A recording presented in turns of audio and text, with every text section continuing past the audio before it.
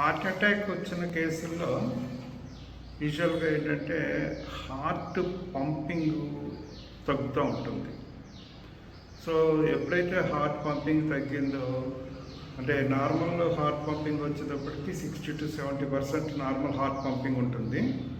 అది heart attack వచ్చి heart అటాక్లో మసిల్ డ్యామేజ్ అయ్యిందంటే, హార్ట్ మసిల్ డ్యామేజ్ అయ్యిందంటే యాక్చువల్గా ఏమవుతుందంటే ఆ ఏరియా పంప్ చేయటం తగ్గుద్ది. దాంతో హార్ట్ పంపింగ్ వచ్చేటప్పటికి 45, తర్వాత 35, ఒక్కొక్కసారి 25 అలా తగ్గిపోతూ ఉంటుంది.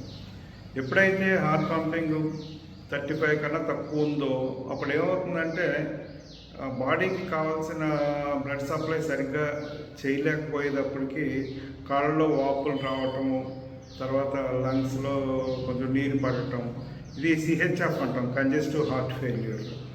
ఇప్పుడు ఈ కంజెస్టివ్ హార్ట్ ఫెయిల్యూర్ కేసెస్ ఒకసారి మసిల్ డ్యామేజ్ అయ్యి తర్వాత ఈ హార్ట్ పంపింగ్ ఎప్పుడైతే తగ్గిందో యూజువల్గా ఏంటంటే మెడిసిన్స్ ద్వారా రికవర్ చేయటం కొంచెం కష్టమే.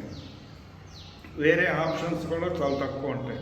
ఇప్పుడు ఈ ఈసీపీ ట్రీట్మెంట్లో ఏమవుతుందంటే ఈ హార్ట్ పంపింగ్ పెరిగే పాసిబిలిటీస్ అయితే ఉంటాయి.